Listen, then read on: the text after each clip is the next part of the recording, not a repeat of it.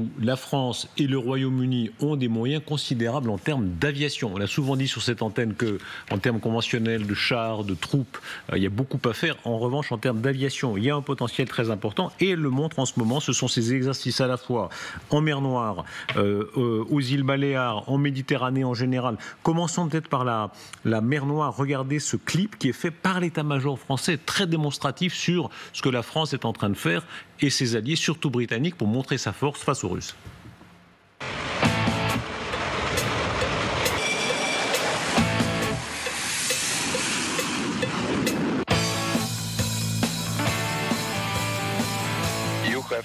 Vous êtes entré dans une zone de combat. Quittez cette zone. J'effectue des vols de routine au-dessus des eaux internationales.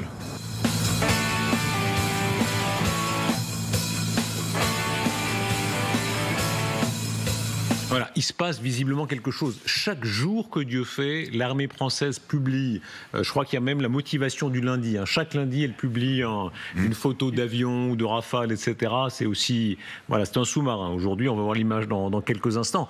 D'abord sur ce ton, colonel.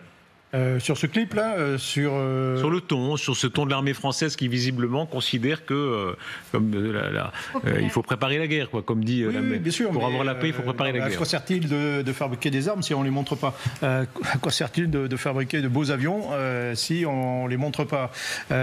Donc oui, alors on fait une démonstration de coopération avec les Britanniques, c'est ça aussi l'objet de la chose. Il y a des Rafales, des Typhoon, on est ravitaillé en vol par les mêmes engins britanniques. Là, vous avez un avion radar qui est sur le Charles de Gaulle. Alors, Charles de Gaulle n'est pas, vous précisez, n'est pas dans la mer Noire. C'est pas possible. Mais il est en Méditerranée, apparemment. Oui, c'est ça. Mais les avions vont au-dessus de la mer Noire. Donc voilà, regardez, on est capable de faire des choses. On est interopérable avec les Britanniques. On est des grands copains maintenant. Il n'y a pas d'Américains. Notez, on peut faire sans les Américains, on ne peut pas faire longtemps, il faut le dire quand même, mais on peut faire sans les Américains, on peut faire des choses, et puis voilà, on a une capacité de frappe, notamment. Qu'est-ce qu'on voit exactement? On va se faire aider par le général Patrick Dutartre, alors, ancien général de l'armée de l'air, ancien pilote évidemment. Bonsoir mon général. Bonsoir Marius. Alors regardez, expliquez-nous bien l'image. Qu'est-ce qu'on voit très exactement en termes d'armement et de démonstration là dans ce clip de l'armée française? Là, à l'instant, vous voyez un AWACS qui se posait en France. Là, vous avez un Hawkeye sur un porte-avions.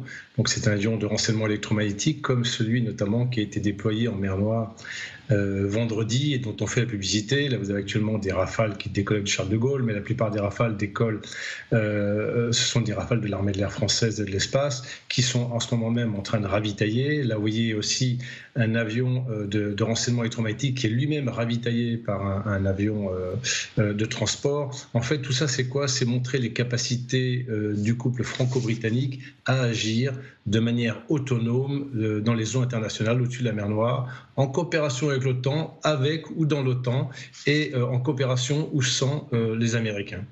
La mer Noire, on est vraiment là, sous les fenêtres de la Russie. Quand on voit la géographie et l'histoire tellement marquante, là les Russes ont ça vraiment sous les yeux. Mais vous avez écouté. En fait, il y a la bande de son, il y a le Russe qui leur disent « Attention, vous rentrez dans la zone de combat ». Et le Français répond « Non, je suis dans les zones, dans l'air international, et donc je fais ce que je veux dans l'air international ». Et donc, la bande son compte aussi.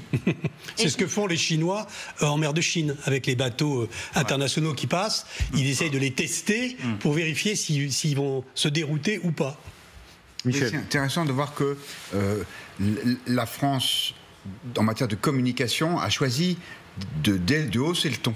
Alors, on l'avait déjà vu quand il y avait eu ces agressions avec notamment des avions français qui avaient été interceptés, alors pas en Baltique, mais c'est ça, mais par le laser. Ils avaient été allumés. Voilà, c'est ça, allumer le feu. Et là, on voit bien que si ces images sont diffusées, c'est parce que le ministre des Armées, peut-être même au-dessus, ont décidé de le montrer. Donc, il y a évidemment un contraste très fort entre le discours de Donald Trump, apaisant, appelant à la fin de la guerre, et de l'autre côté, cette démonstration de force franco-britannique, sachant qu'on sait bien que c'est la France et le Royaume-Uni qui essayent de développer une stratégie parallèle à celle de Trump pour ne pas laisser tomber les Ukrainiens et permettre à ceux-ci de négocier la paix dans de meilleures conditions. Expliquez-nous bien la dimension de défi. Prenons la carte, parce que quand on voit la carte de géographie, on comprend pour Poutine, pour les Russes en général, mais pour Poutine, là, ils se sentent, pour eux, historiquement, c'est chez eux. Et dans la Crimée, qu'ils ont annexée par la force, c'est là où il y a eu la guerre de Crimée. Attendez, c'est pire que ça. Ça veut dire la mer Noire du temps de l'Union soviétique, c'était la mer soviétique, à part la Turquie. La Turquie, c'était le seul pays qui était le pays de l'OTAN et qui n'appartenait pas à l'espace soviétique. Parce que vous avez la Russie, donc vous avez l'Ukraine, vous avez la Roumanie, vous avez la Bulgarie, et donc en fait toute la mer Noire était fermée quasiment pour l'Union soviétique, sauf la Turquie. C'est la première fois peut-être que l'Europe de l'Ouest, la France en tout cas, va si loin dans la démonstration. C'est-à-dire que là, on se rappelle évidemment, la France fait beaucoup d'efforts en Roumanie, elle fait des efforts en Estonie, mais là en mer Noire, il y a quelque chose de très démonstratif. Oui, mais enfin, il faut quand même rappeler qu'effectivement, vous avez 1 millier de soldats français qui est actuellement déployé en Roumanie avec plein de moyens. Donc on montre nos moyens là où, par exemple, les Américains non seulement ne montrent pas, mais les retirent. Et ils se retirent, par exemple, les Américains sont en train de se retirer de la base de Jastrzębie, qui était en Pologne. C'était la grande base de l'hub où tout ce qui allait en Ukraine passait par là. Les Américains, eux, sont en train de se retirer de cette région. Version officielle, on avait les Polonais cet après-midi qui disent qu'ils se retirent dans la région de Lublin. Oui, ils font un repli stratégique, ils font un bond en avant, en arrière. Ce qui est intéressant, c'est que là, on communique beaucoup sur ça en France. Dans la presse britannique et dans les médias britanniques, ça passe complètement sous le radar. Regardez la perfide Albion qui essaye de diminuer. Mais parce qu'on dirait parce que les Britanniques aujourd'hui sont vraiment dans une situation compliquée parce qu'ils se rendent compte de ce qui se passe à Washington, mais il y a cette relation spéciale entre les États-Unis et le Royaume-Uni. Et Keir Starmer est en train d'essayer de faire un peu le grand écart entre la France et les États-Unis, en sachant que l'allié le plus fiable aujourd'hui, c'est bien la France. Un mot encore du général Dutart. Les Anglais sont capables de fournir beaucoup de fonds et d'argent à l'Ukraine. Ils ont encore annoncé aujourd'hui plusieurs milliards de livres. Ils le font. Général Dutart, quand on voit les images de mer Noire, mais aussi les autres exercices en Méditerranée en général, le groupe aéronaval français opère aux côtés de l'OTAN pour renforcer la posture de vigilance collective, je cite les armées françaises, capacité de frappe à longue portée en action, dans les Baléares en particulier, c'est des opérations régulières des alliés européens pour ravitailler des avions AV-8B arrière, je ne sais pas si je cite correctement le nom de l'avion, Général Dutart. Là, il y a une supériorité, en tout cas il y a une capacité très importante de la France. Oui, on a la chance d'avoir la panoplie complète, si vous voulez, en matière aérienne pour exécuter toutes les missions, c'est-à-dire des missions très longue portée avec des ravitailleurs, notamment les Airbus A330, avec différents points de ravitaillement. Et donc cette capacité de ravitaillement, on l'offre régulièrement à l'OTAN ou à l'Europe ou aux Britanniques.